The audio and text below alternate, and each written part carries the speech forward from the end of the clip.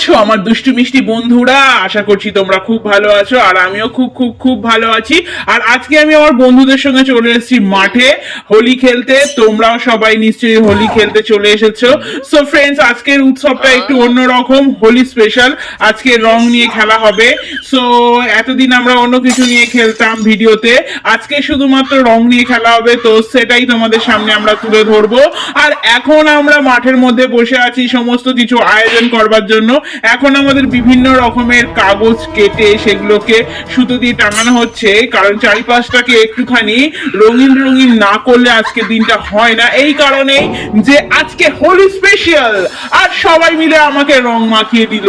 আর আমার রং কেনার পয়সাই ছিল না, সেই জন্য আমি কাউকে রং কিনে মাখাতে পারিনি। সবাই পয়সা খরচা করে আমার টাকটাকে ভর্তি করে লাল রং করে দিয়ে চলে গেল। হে ভগবান, আমি কোথায় আছি? এদিকে আমরা সবাই কলসি হাঁড়ি সব বেঁধে দিচ্ছি গাছের মাথায়।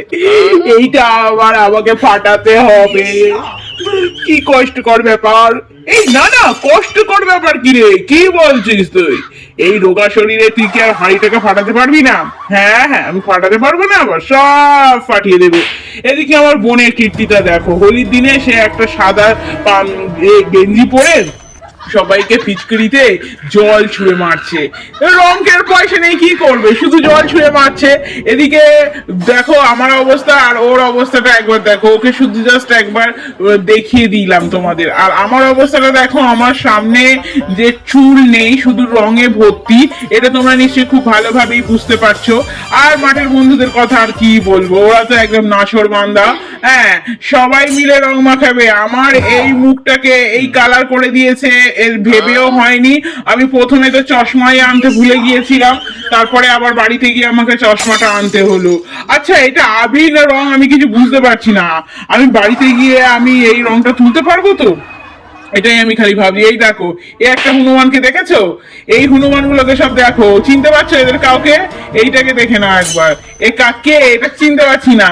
বিভিন্ন রকমের কালার আজকে হোলি, তোমরা সবাই দেখতে পাচ্ছ। আজকে সমস্ত রঙে সবাই, সমস্ত বাঙালি বলো, আরো যে সমস্ত ধর্মের মানুষরা আছে তারা বলো, আজকে শুধুমাত্র হোলিতেই মেতে উঠবে। শুধুমাত্র সবাই আজকে বুড়া না মানে হোলি হে, যেটা বলি সেটাই। এই কারণেই যে আজকে হোলি, সবাই সবাই গায়ে রং দেবে। আর আজকে কিন্তু রাগারাগি করলে একদম চলবে না। সেই সমস্ত মানুষদের গায়ে গিয়ে রং দাও যে সমস্ত মানুষরা তোমার উপর খুব রাগারাগি করে আছে, তাদের গায়ে গিয়ে একটুখানি রং দিয়ে দাও, দেখবে আজকে দিনটা সেও কিছু বলতে পারবে না। কেন বলো তো? আজকে রং খেলার দিন, আজকে হোলির দিন। আর এই দেখো, এই উঁচুতে আছে আমাদের সেই হাঁড়ি, যেটাকে আমরা ফাটাবো। আর সব এতে যে জলটা আছে আমাদের গায়ে পড়বে। সো এখানে আমার অনেক বন্ধুরা আছে, দেখতে পাচ্ছ। এই একজনকে দেখো, এ পুরো আমাকে দেখছে এমন ভাবে যেন কিছু একটা খেয়ে আছে, কিন্তু না, এরকম কিছু আমরা করিনি। কেউ কিছু খেয়ে আমরা নাচানাচি করিনি। আর আজকে যে হোলি সেটা আমাদের দেখেই বোঝা যাচ্ছে। আর মেয়েদের থেকে ছেলেরা বেশি ভাবে হোলি খেলে, আর সেটা তোমরা দেখতেই পাচ্ছ এদেরকে দেখে। আর পুরো মাঠটা কাদায় কাদা। কিছুক্ষণ পরে দেখতে পাবে হোলি খেলা হয়েছে নাকি কাদামাটি খেলা হয়েছে, এটা বোঝা মুশকিল। দেখতে পাচ্ছ আমার অবস্থাটা কি? গেঞ্জিটা খুলে নিয়েছে এই কারণে যে আমার ভালো গেঞ্জিটা আমি পরে এসেছি, কারণ বউয়ের কাছ থেকে যখন আমি জামা চাইছিলাম তখন বউ বলেছিল যে একটাও জামা নেই আমার। সেই জন্য আমি ভালো জামা পরে খেলতে এসেছি। কি করব, ভালো জামা পরেই আমাকে খেলতে হবে। সো আমি জামাটাকে খুলে নিয়েছি, খুলে নাচানাচি করছি। এই কারণে জামাটা যদি আমি একটু বাড়িতে নিয়ে যেতে পারি, ও আবার কেচে কুচে পরের বছর যদি আবার এই জামাটা পরে আবার রং খেলা যায়, সেই কারণে। এছাড়া আমার কোনো কারণই নেই জামাটা খুলে আমার নাচানাচি করার। সবাই দেখছো ছেঁড়া খোড়া জামা পরে এসছে, আর আমার জামাটা বিয়ে বাড়ি পরে যাওয়ার মতো জামা দিয়েছে আমার বউ। এটা পরে আমি অনেকবার বিয়ে বাড়িতেও গিয়েছিলাম।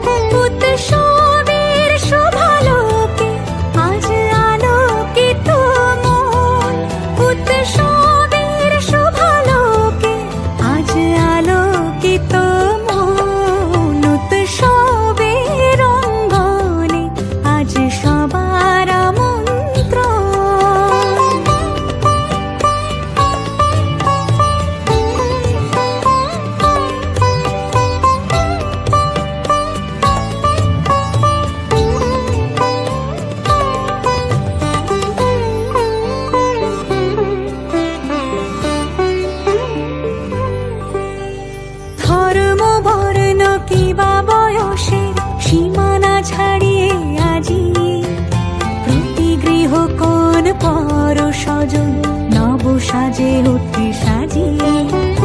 ধর্ম বর্ণ কিবা বয়সের সীমানা ছাড়িয়ে আজি প্রতি গৃহ কোন পর স্বজন নব সাজে ওঠে সাজিয়ে। আকাশ নীলে মেঘের ভেলা আনন্দ হয়ে ভাসে শিউলি সুরভি মিশে। তো ফাইনালি ফ্রেন্ডস আমাদের হোলিটা এই পর্যন্ত শেষ হয়ে গেল। দেখতে পাচ্ছ তোমরা কাদা মেঘে আমি ভূত হয়ে গেছি পুরো। এবারে আমরা যাব বাড়ির দিকে রওনা। তারপরে চান ফান করে দেখতে পাচ্ছ সাবান ফান মেখে তো পুরো রং উঠলো না। রাত্রে বিরিয়ানি ফিস্টি আরম্ভ হয়ে গেছে। বিরিয়ানি মাংস ফুটছে, আলু সেদ্ধ হয়েছে কিনা দেখা হচ্ছে। তারপরে মাংসগুলোকে নামানো হবে, দেখতে পাবে তোমরা মাংস নামানো হয়ে গেছে। তারপরে মাংসগুলোকে গরমের তাপে উঠছে, তারপরে ফের হাঁড়ি চেপে যাবে। ফাইনালি বিরিয়ানি রেডি হয়ে যাবে। মাংসগুলো কড়াতে দিলেই রেডি বিরিয়ানি। তো প্লেটে এবার চলে আসবে বিরিয়ানি। তাড়াতাড়ি হেলদি প্লেট পড়ে গেছে, শসা পেয়ে গেছি, সবাই খেতে বসে গেছে। দেখতে পাচ্ছ তোমরা বিরিয়ানি কাটছে আমাদের প্রীতম ভাই বিরিয়ানি কেটে সবার প্লেটে সার্ভ করবে। দেখতে পাচ্ছ ডাক্তার বলে একটা আমাদের বন্ধু আছে, সে সবার প্লেটে দিতে শুরু করে দিয়েছে। দেখতে পাচ্ছ বিরিয়ানি এসে গেছে, হেবি সুন্দর টেস্ট হয়েছে। ভালো লাগলে লাইক কমেন্ট শেয়ার করে দিও।